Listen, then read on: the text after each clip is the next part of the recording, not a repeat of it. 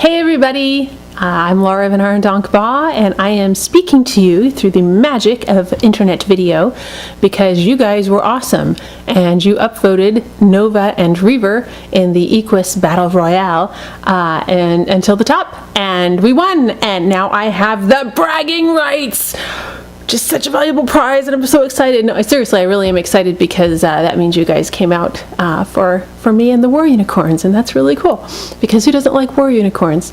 I do have to make sure that I throw out a special shout out to Peregrine, our valiant competitor, rival for the finals, because frankly that sounds amazing, and I'm really looking forward to reading that. So awesome. You know, if you voted for Peregrine, I'm not even jealous because it was a really tough call. So anyway, I promised that if we won, I would read you a snippet from an upcoming story. This is not from Rue the Day, which is the story that's in Equus, because you got a snippet from that on the Battle Royale blog. So this is a different snippet for another story that's coming out soon in a completely different anthology. This is a story called Good Spell Gone Bug, and it's an anthology called Son of a Witch, which is about magic going terribly, terribly wrong. So I'm going to read you a little bit of this today, and then put up some fun stuff related to that. So let me get my official eyeballs on, because I can read better with them. And if you're really good, you can probably read the story in the reflection of my lenses. I don't know. Let's see. All right. It seemed like a good idea at the time. I know that line has been offered countless times to parents, bosses, commanding officers, medics, and others. I know it usually doesn't actually explain much or buy much forgiveness. I really wish I could say something more original here, but all I have is, it seemed like a good idea at the time. I got a tattoo. Lots of people get tattoos, girls too. It wasn't a big deal. Sure, it was a little weird that someone else paid for it, that someone else picked the design, that someone else told me to make sure it was never exposed to sunlight. But hey, the idea of giving up my non-existent habit of skinny dipping wasn't so bad next to the idea of not making rent, so I got the tattoo. I got the tattoo because it was worth $5,000. I needed $5,000 because I couldn't afford rent and groceries. I couldn't afford rent and groceries because all my money and most of my predicted future money was going to Zach's Contelbuck. Look, don't make that face. We all know it's a stupid name, but it's not healthy to laugh about it. Because he got it into his head that I'd cost him a hell of a lot of money. See, my terracotta pot of geraniums fell off my fire escape balcony and shattered on his pet wizard's spell circle during some drug deal, and the buyers got away with both the product and the money they were supposed to pay for it. My argument that maybe they shouldn't have picked an apartment alley to do the deal didn't do much to soothe his temper. So Zach's announced to my boss that 75% of my checks would be going to pay off my debt to him. My boss, Dai Jung, is a nice guy and all, but even a nice boss doesn't go against a mandate from Zach's, not in this part of town.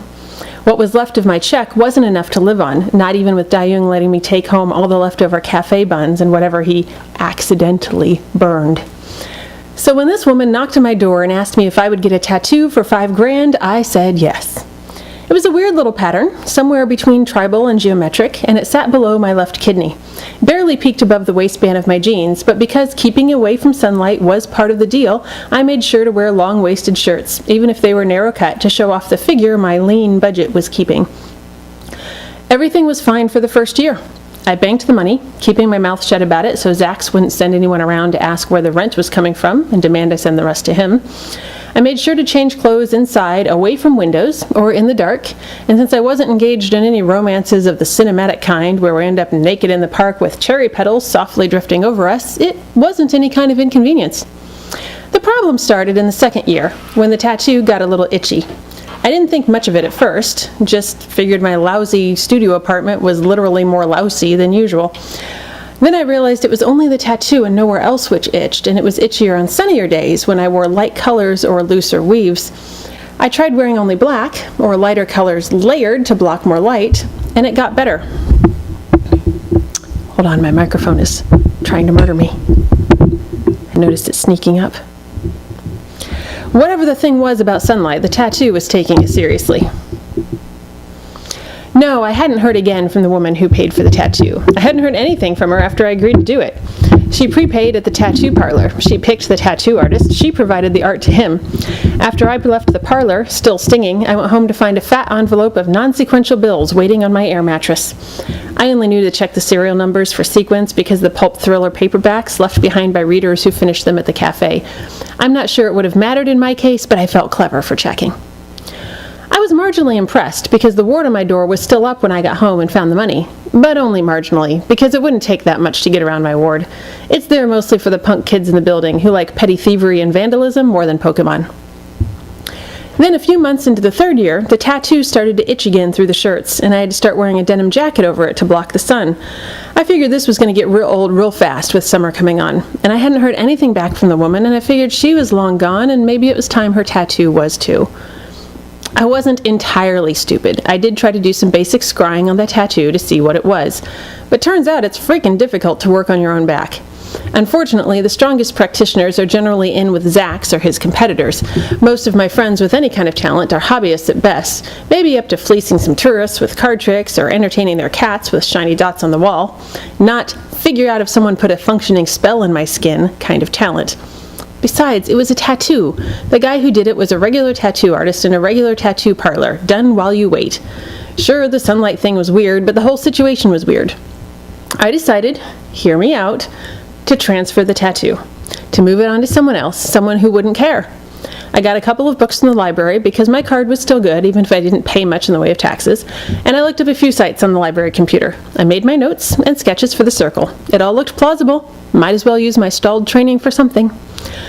I waited for my day off so I wouldn't have to get up early for bakery morning hours, grabbed a box of leftovers, and set up my workspace in my apartment. It didn't take long. I flipped the air mattress up against the wall to make a clear spot on the floor, and I propped open the bathroom door to let in air from the fire escape window which had started the whole mess.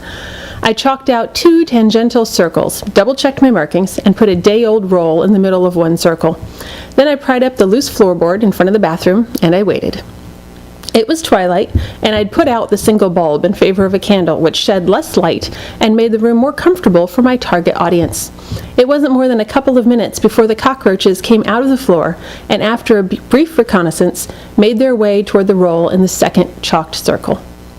See? If the tattoo went on the cockroaches, it would be protected from sunlight forever. Still safe in my apartment, still in the dark, still on living things, if that mattered. Not on me. It seemed like a workable solution. Sure, I didn't know what the point of the tattoo was or what it carried, but if it could be created by a generic guy with a tattoo machine and no particular magical talent, then transferring it couldn't be too magically complicated either, and I knew my skills. I sat very still at the edge of my circle and waited for the roaches to clatter their way into the circle and the bread bait, and I began to organize the spell in my mind.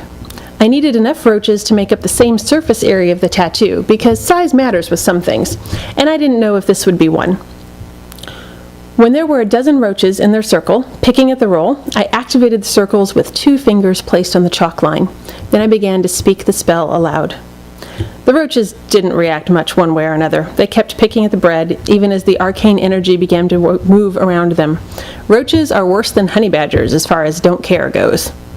I was about a third of the way into the spell when my door opened. See, yes, I made a mistake. I didn't lock or ward the door. I'd been thinking about the spell and just forgot. There I was, one hand resting on the chalk line and another frantically flailing a universal go away signal at the door. Only the person coming in didn't speak universal signals. It was Donnie Brandt, who lived up the hall and was congenitally incapable of catching a clue if it was tucked into his cupped fingers and you closed his fingers over it. Even that aid wasn't available this time because my hands were full of spell and his were full of Calico Kitten. "Hey, you're home," he called. I waved him back one-handed and kept up the incantation. It wasn't a good place to stop. "What are you doing?" "I want to show you my new kitten. Her name is Tart." I kept chanting, trying to decide if I should keep my eyes on the bugs to show him I was disinterested and busy, or keep an eye on him in case he started toward the circles. "Hey, you've got roaches all over your circle!" Donnie started forward.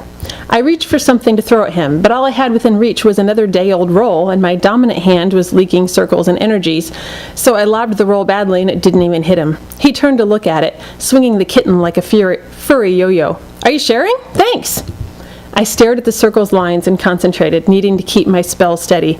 Focus, focus. I kept the pigeon Latin words going. Signa procul avertere. Donnie retrieved the roll and bit into it. Hey, he said through his mouthful. What are you doing with his bugs? He swung back, bending over, and the panicked kitten grabbed for what she could, which was mostly Donnie's exposed hand and wrist. He screeched and dropped her. I was mid-phrase. Insectorum parto insignis et in corporus aeron. Don't touch that! Well, crap. The kitten dropped into the circle, springing immediately upward again as she spied the roaches and freaked out like kittens do. Donnie jerked back, which was all good, but all that focused energy also snapped back, pressing against the chalk lines as the cockroaches stopped eating and scurried around within their circle, alarmed by the sudden planet fall of a kitten. The kitten couldn't get out due to the constraining circle, and the inability to jump through what seemed to be empty air bothered her. She bounced against the arcane barrier a few times and then whirled, freshly distracted by scuttling bugs. Wait, no! I knew the spell wasn't done, but the transfer had started, and there was a faintly glowing line on the back of each roach. If they stood together and in the proper order, they would form the pattern of the tattoo on my back. As they crawled about the circle, seeking an exit, they were just a bunch of faintly glowing roaches. The kitten pounced on one.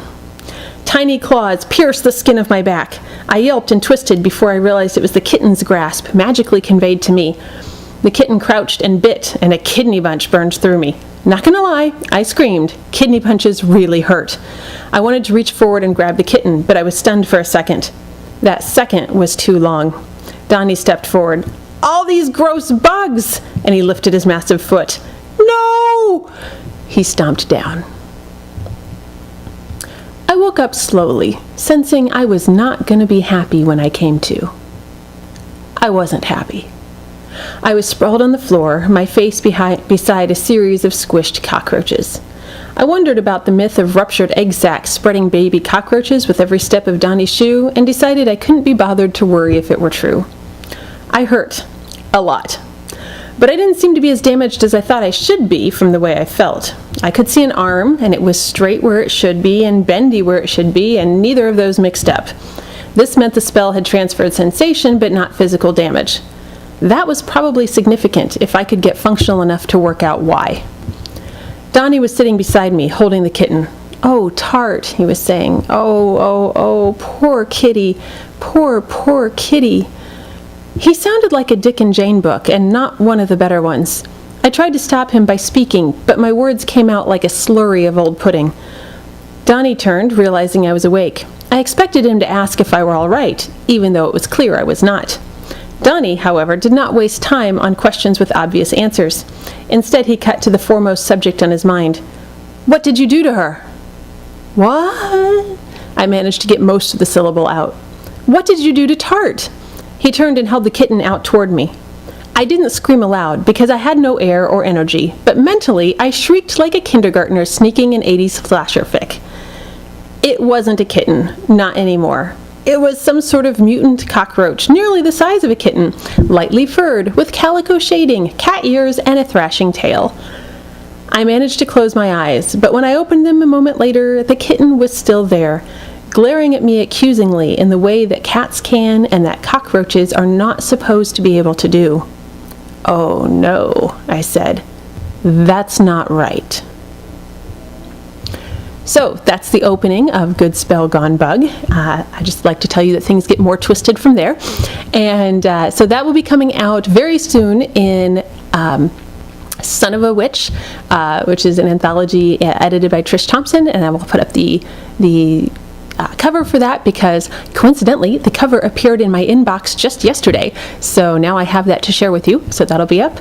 And then I got another cover that appeared for another story in my inbox this morning, so I will also put that up in the blog post and share that with you for another anthology that's coming out very soon that I'm very excited about. So there it is. Thank you again for all your votes with the Equus Battle Royal. Make sure that you grab that as a pre-order. I think it comes out next week, so it's coming very soon, and that's going to be a really, really good anthology. I'm excited to read the rest of it. So, all right, thank you guys very much. You're awesome. Bye.